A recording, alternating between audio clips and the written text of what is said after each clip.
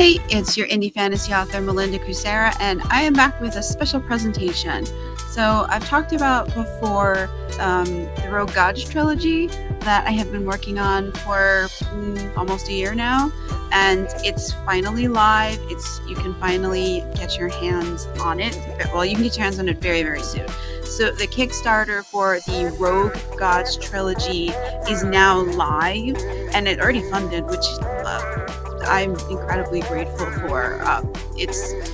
There's still plenty of rewards left. There's the illustrated paperbacks, the illustrated hardcovers, and both the hardcover and the paperback books are going to have gold foiling on them.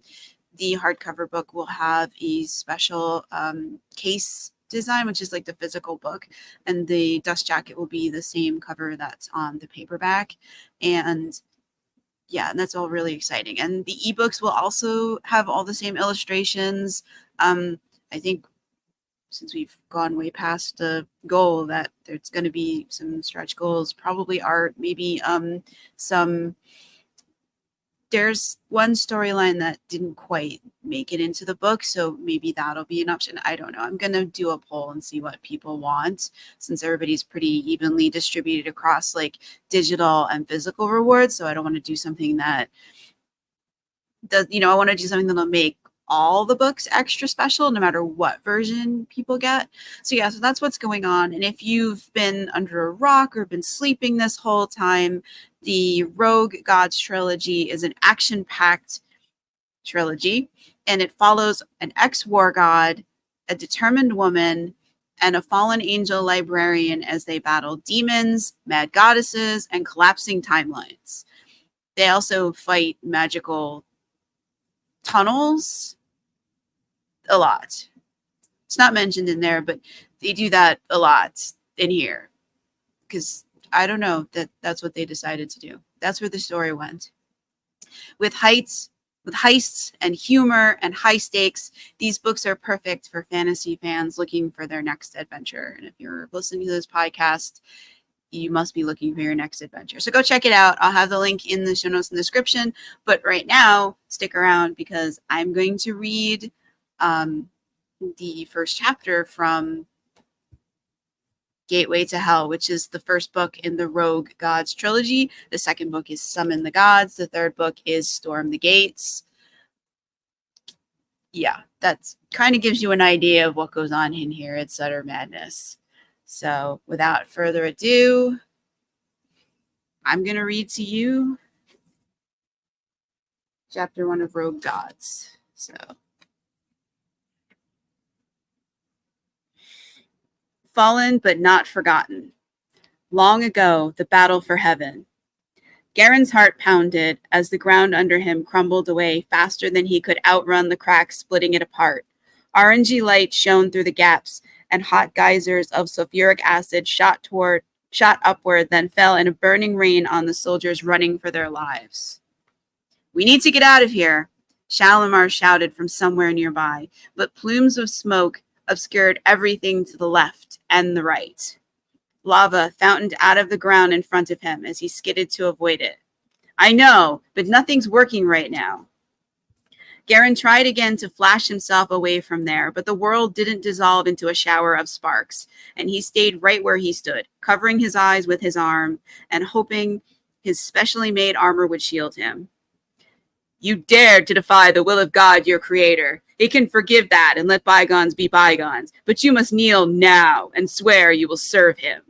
There's only one God," said a booming voice from above. He was probably an archangel, judging by his pompous tone. Ash rained down on Garen as he backed away from the lava spouting skyward in front of him. He could kneel and throw his lot in with this God who claimed to have created everything, including Garen himself, and all the pantheons of pagan gods. Plenty of his relatives had. "I'm a war god. What would this creator god do with me?" The thought of kneeling before the archangels he fought against made the fire inside him burn hotter and brighter, and he thought he might just have one more fireball left within him. After all, he was a god of war. "I don't surrender to anyone. Come down here and fight me," he shouted at the angel silhouetted against the gray sky. Have it your way. Just remember, you chose exile. The archangel extended the rod in his hands, and violet lightning exploded from its tip. It streaked towards Garen, but it missed when he dodged. Instead, it struck the ground, and the ground disappeared in a shower of rocks. Something reached out of the abyss below and wrapped around Garen's ankles as he searched for something to grab onto. But the ground was gone, and the creature yanked him into Stygian darkness. Remember, you had a choice. And you chose the way of pain. It didn't have to end like this, said the angel from above, and he sounded sad. Now, somewhere in hell. Garen slapped his face. Move, damn it, you can't stay here or they'll find you. He didn't want to relive the interminable fall, his imprisonment by that plant-like creature, and the experiments the fallen did to steal his pagan godhood. I never found out why they wanted a piece of that. Perhaps they wanted the sliver of divinity that remained after the fall. Perhaps the fallen just liked to torture his kind. Only they knew why they did anything. And he wouldn't stop one to ask. You need to move. You can't stay in the alley. But he was tired of running. Where could he go anyway? There wasn't any way to escape from hell. And even if there was, his chains wouldn't let him leave. Just thinking about what bound him to this realm caused the black manacles to appear around his ankles. They weren't always visible, but he felt their cold black iron. Darkness covered the city now in an imitation of nighttime. The alley seemed to close around him, and he clenched his fists. You chose this, said the angel in his memory. He still didn't know which one spoke to him at the end of the last battle when the Morning Star, better known as the adversary, lost, and archangels threw him down into this place. Of course, they'd also thrown his army down with him. I can't even fault them for that. I'd have done the same thing in their place. That just made his current circumstances even more frustrating.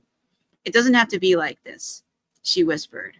But when he turned, there was no one else in the alley. Look how far you've fallen, from a god of war to a man stripped of his powers, creeping around a dark alley. Garen shook his head.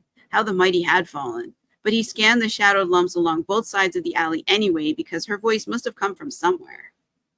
You can rise again, she said. She was probably a delusion, or a succubus hidden nearby was having a little fun at his expense. No, I can't. I'm damned and stuck here because I chose the wrong side in a war that changed everything. And that was his fault.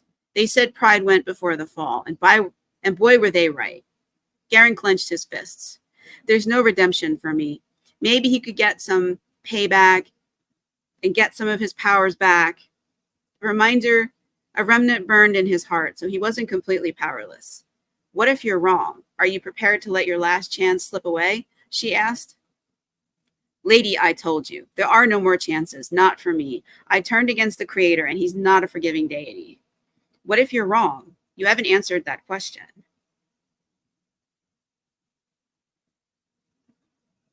A light kindled at the other end of the alley, and a door cracked open. Come and find out who's right if you dare. A silhouette of a woman gestured to the light behind her. Who are you? He shielded his eyes. I'm not important, but I represent someone who is. She can help you, but only if you'll do the work required. She crooked her finger. And if I don't? Although he had nothing better to do and nowhere to go. Hell has no fury like an angry woman. Are you sure you want to anger her? The silhouette turned and stepped into the night. Come and see if your dark deeds can be redeemed. Garen glanced the other way into the impenetrable darkness at the other end of the alley, but it didn't call to him. That woman did, though. Well, it's not like I have anything to lose. I've lost everything already. His situation could get worse, but perhaps it could also get better. I won't know unless I follow her. And he was a gambling man at heart, risking the lives of his soldiers in every battle. Garen ghosted after her, making barely a sound as he glided over the broken cobblestones. Garen squinted as he stepped inside. The only sign he wasn't outside anymore was the change in terrain. Here the floor was smooth, and his boots made only a soft thud on impact. He closed his tearing eyes as the screams echoed through his mind. His nostrils flared as the acrid scent of sulfur filled the air and heat burned his skin, leaving a trail of sweat that dripped down his chest, spine, and legs as he backed toward the door. I think I made a mistake. I'll just leave the way I came, and you do whatever you're doing without me. Please stay. The fires can't burn you, since they don't really exist here, said a woman he couldn't see. Then why do I feel their heat? Before he fell, fire couldn't hurt him. It obeyed him instead. But that was when everyone feared and revered him as a god of war. Now he was weak and trapped in this infernal realm. His ears rang with the screams of the damned, and they were a constant reminder of his fall from grace. I can't help it if your memories burn. Scorched earth surrounded him. Leafless trees smoked in the distance like extinguished torches. In the middle of that destruction, a woman in white robes stood. She looked out of place amid the seared landscape, but she didn't rectify that either. Her slanted, glowing violet eyes fixed on him and tried to pin him in place with her implacable stare. But he'd long ago become immune to that, thanks to a pantheon of eternally squabbling gods. Who are you? Garen stepped toward her, then stopped. What am I doing? This is probably a trap. But he didn't turn away. There was nowhere to run anyways. So he might as well stay here and find out what she wanted. Like you, I have many names. Some are even accurate. She grimaced, and her hair cascaded like a waterfall of rippling darkness behind her. Good God, she was beautiful, but so were all the angels. Give me one of your names. Uncertainty filled Garen as he approached her. She had the violet eyes of an angel. Was she an ascendant angel visiting from heaven, a demon pretending to be an angel, or a fallen angel? Either way, she was trouble. Some call me the sleeping angel. Will that suffice? She watched him, but her solemn expression didn't change. Yes, that will do for now, but I hope to earn another name soon. Garen wanted to smack himself. Where was this coming from? Probably from the hard length in his pants. He covered it with his hands. Although it was probably already too late. She must know the effect she had on him. Perhaps you will one day, but not today. Why did you want to talk to me? Because if it was to banter, then this was a waste of time. I should put as much space between us as possible before morning. You fought on the wrong side, Garen, she said. Her voice was a seductive melody that sent shivers down his spine. The Fallen took your power, and they used it to take over this realm and turn it into hell. She spread her arms, and bones surrounded them. Whose bones are those? Garen tried not to step on any. The dead deserved better than this, but he couldn't gather up thousands of bones and bury them with the proper rites. They also enslaved the natives of this realm, and these are their bones. Why are you showing me this? It all happened a long time ago, and it wasn't my doing. There wasn't anyone to save, just bones crunching under his feet no matter how carefully he stepped. His heart pounded in his chest. She offered him a chance at redemption, but she hadn't delivered on it yet. Maybe she never would. This might be a setup to trap him so the Fallen could bleed more of his power. There's a rebellion, and I want you to help them overthrow the adversary and return this realm to its rightful ruler, me. She rested a long, bony hand on her chest. Help them and redeem yourself in the process. She waved her hand, and an image materialized before them of a motley crew of gods, demons, and mortals united in their quest for freedom. For the first time since he fell, hope blossomed in his chest. Not for redemption, but for a chance to strike the adversary and pay him back for all his deceptions and lies. How can I help them? He backed away from the images. Go to the Library of Forbidden Knowledge and find the Book of Names. It holds the true names of everyone in hell. And names have power. He nodded as he considered it. Getting inside would be a challenge, and finding that book would be an even bigger one. But he was sorely in need of a challenge. Yes, they do. Is your name in there? Perhaps it is. She glanced away and bit her lip. Are the names of the Fallen in there too? Garen circled her until he could look her in the eyes again. Yes, we can use their names to bind them and ultimately defeat them, but we need your help to get it. Could he do this? If I still had my powers, then yes, it would be easy. But without them, he didn't know if he could get into the library and out again without getting caught and sent back to the Spire. I still have my fighting skills, but I lost a lot of my strength. What do I get if I do this? Do you have a one-way ticket to heaven in your pocket? Garen pointed at her white robe. Is that what you want? She narrowed her eyes suspiciously. The question caught him off guard. What do I want? Garen didn't know. Why shouldn't I believe anything you say? Why should I believe anything you say? How do I know you're not just another fallen angel trying to manipulate me? Her eyes softened. Perhaps she understood his hesitation. You have every reason to doubt me. I'm here to restore balance, not perpetuate chaos. But I can't prove it. Not now, because this is just a dream, and I can twist it to suit my needs. but that won't prove anything to you. Find me after you deliver the book to the rebels. Wake me up, and I'll tell you how to defeat the Prince of Lies." She raised her hand and whispered an incantation. A shimmering portal materialized before them, revealing the dark alley he left minutes before. "You must go before a patrol finds you." Was there a body slouched against the wall? Yes, there was, and it was his battered body. The bitter taste of betrayal lingered in his mouth. Garen clenched his fists, anger boiling within him because he was looking at himself. "The fallen stole my throne and imprisoned me. Together we can reclaim what we lost." The fire in her eyes spoke of a shared desire for justice. Garen cast caution to the wind. If he couldn't help a beautiful woman, then what good was he? "I'll help you, Rebellion." As he said that, the weight of his decision settled on his shoulders like a bag of bricks. "Together, we will restore peace to this realm." The woman nodded, her eyes filled with gratitude and determination. "Thank you. Now go. Find the Book of Names so we can fight the darkness that consumed this world." Garen searched her eyes for any sign of deception. He felt a strange connection to her, a pull that went beyond mere physical attraction. But what did he really have to lose? Nothing, because he had nothing now. "All right. If I found out you're lying, I'll make you pay for it." A faint smile played on her lips as she replied. "I wouldn't expect anything less from a god of war. Now go. My fate's in your hands." "You might regret that before long." Garen would get the book and take it to her people. If nothing else, it would give him a destination and a place to go. Then he'd see about waking her up and finding out if what she said was true. But first, he'd look through the Book of Names and keep a few for himself, just in case. "The rebellion awaits you," she whispered, and his heart raced as she reached under her robe and pulled out a pendant etched with symbols that glinted in the orangey light. "This won't protect you. Nothing can now, but it'll help you find the rebels." She offered it to him, and her gaze never wavered. As Garen reached out to take the pendant, the woman stepped forward, and her lips brushed against his like a promise. "Trust no one." The woman vanished, leaving him standing alone in an empty room. He stared at the pendant in his hand, feeling its weight and the deal he just struck. One book of names for one chance to strike back at the author of his miserable state. Not a bad deal. "Well, you agreed to this, so you'd best get to it." Garen stepped through the doorway back into the alley as a hot wind blew past him, sending trash flying. Distant laughter echoed through the alley. Was it a sinister reminder that the fallen were always watching? This was a path to what? Did he actually think that helping this rebellion would do anything to change his fate? No, I don't think anything can do that now. But just having a purpose filled him with strength and made him feel more like himself than he'd felt in a long time. Determination fired him up as he strode toward that laughter. After all, what was a little danger to a former war god?